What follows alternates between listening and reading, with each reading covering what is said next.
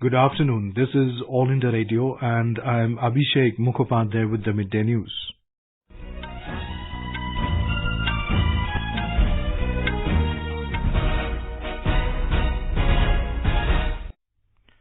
The headlines. 3 Hizbul Mujahideen terrorists killed in a counter-terrorist operation in Anantnag district of Jammu and Kashmir. Chief Justice of India says hearing in Ayodhya case to be completed today. Enforcement Directorate arrests Congress leader P. Chidambaram in INX media case. Top leaders criss-cross Maharashtra and Haryana ahead of assembly elections. Russia says its troops are patrolling in the northeastern Syria after the pullout of US coalition forces.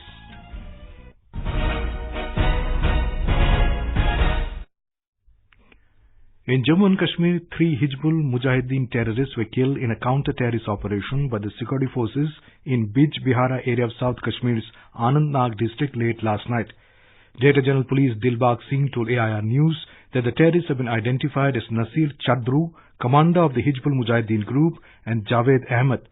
Identity of the third slain terrorist has been ascertained. Mr. Singh added that the trio were involved in several terror-related activities. DGP said one soldier sustained bullet injury in his leg and is recuperating in the hospital. More from a correspondent in Srinagar. A joint team of security forces launched the operation on the basis of specific information about the presence of militants in Pazalpora Bijbehara area. 3 Hizbul Mujahideen militants were killed in the encounter. Arms and ammunition were recovered from the encounter site. Today's gunfight was the second in South Kashmir area after abrogation of Article 370. Since then, a total of 6 militants, including 2 Pakistanis, were killed in 4 separate encounters in Kauni, Avantipora, Gangbal, Ganderbal, Baramulla and Sopore areas. Tariq Rathar, AIR News, Srinagar. Jammu and Kashmir government will set up 50 public call offices, PCOs, in each district of Kashmir division soon in order to provide free-of-cost calling facilities to the general public. This was stated by Divisional Commissioner Kashmir, Bashir Ahmed Khan. He further said the locations and other modalities have been finalized. List and other details are provided to the BSNL authorities and the work will be started today. General public will avail calling facilities in these PCOs free of cost. Union Finance Minister Nirmala Sitharaman has said Article 370 in Jammu and Kashmir denied women from the state inheritance rights and this was a serious human rights violation that no one spoke about, but human rights has become a global buzzword following the revocation of temporary constitutional provision. She said that Article 370 denied fundamental rights to the people of Jammu and Kashmir. She was delivering a lecture on the topic Indian Economy, Challenges and Prospects at Columbia University's School of International and Public Affairs yesterday. Chief Justice of India CJI Ranjan Gogoi said that the hearing in the Ram Janmabhoomi Babri Masjid land dispute case will conclude by 5:30 hours today. A 5-judge constitution bench headed by Justice Gogoi said it is hearing the case for the last 39 days and no more time beyond today will be granted to parties to conclude the hearing. During the hearing, there was no mention of the Sunni Waqf Board withdrawing its petition from the apex court. The Enforcement Directorate ED has arrested Congress leader P. Chidambaram today in the Tihar jail in connection with its probe in the INX media money laundering case. A 3-member team of investigators of the Central Agency arrested P. Chidambaram under the provision of the Prevention of Money Laundering Act, PMLA. The ED had filed a criminal case under the PMLA in 2017 to probe the alleged irregularities in the grant of Foreign Investment Promotion Board, FIPB, approval to INX Media Group. INX Media got its Foreign Investment Promotion Board approvals in 2007-2008 when Chidambaram was Union Finance Minister. The agency will now move into court to seek his fresh custody. It is alleged that this approval was not legal and agencies have charged Chidambaram with committing corruption and money laundering by taking kickbacks from promoters of the media group through his son Karthi. The FIPB was scrapped by the Modi government in 2017. Chidambaram's son Karthi is also an accused in this case and has been arrested in the past. The preparations are in full swing for the inauguration of the Kartarpur corridor, which will connect Darbar Sahib in Kartarpur, Pakistan with Dera Baba Nanak Shrine in Gurdaspur district of Punjab. Prime Minister Narendra Modi will inaugurate the Kartarpur corridor on the 8th of next month. The Kartarpur corridor will be opened in November to mark the 550th birth anniversary of Guru Nanak Dev. Talking to reporters, Additional Secretary in the Home Ministry Govind Mohan said passport will be the prerequisite for pilgrims to cross over the border to visit Darbar Sahib in Kartarpur. He said 5,000 pilgrims can visit the holy site every day. Progress जो पूरे structure की करीब 70 से 75% progress हो गई है। इसमें केवल जो ऊपर की रूफ है वो अभी लगनी बाकी है, जिसपे काम चल रहा है। ये काम बहुत तेजी से चल रहा है। अंदर का काम जो फ्लोरिंग होता है, फैसाड का होता है, वो भी पैरेलल में चल रहा है। 31 तारीख से पहले हम ये पूरी बिल्डिंग जो भी हमारा डिजाइन है उसके अनुरूप ये बिल्डिंग बना के हम डिलीवर करके सरकार को देंगे। Replying to a question on Pakistan's demand of $20 as service charge from Indian pilgrims, Mr. Mohan said it is under negotiation and India is trying to convince Pakistan not to levy the charges. Kartarpur Sahib is located in Pakistan's Narowal district across the Ravi River, about 4 kilometers from the Dera Baba Nanak Shrine. It was established in 1522 by Guru Nanak Dev. The corridor will facilitate visa-free movement of Indian pilgrims who will have to just obtain a permit to visit Kartarpur Sahib. On the occasion of World Food Day, Union Minister for Health and Family Welfare launched Food Safety Mitra Scheme, Eat Right Jacket and Eat Right Jhola. Addressing a gathering in New Delhi today, he said Eat Right India and Fit India campaign can prove to be a big success with the right strategy and implementation. The minister urged people to reduce ghee, salt in food. Speaking at a separate event in New Delhi, Chief Economic Advisor Dr. Krishnamurthy Subramaniam called upon people to avoid wastage of food and feed the poor and the hungry instead. He said behavioral economics is very important for Eat Right India campaign.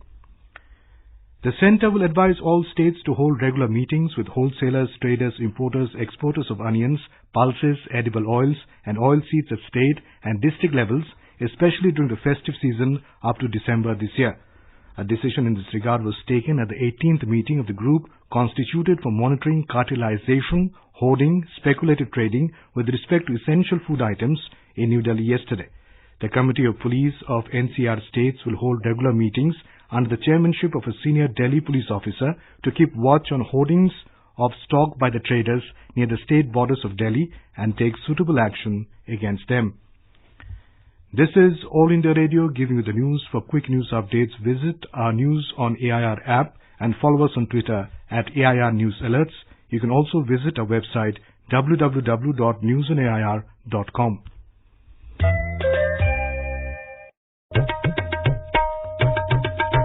Maharashtra and Haryana Assembly Elections 2019.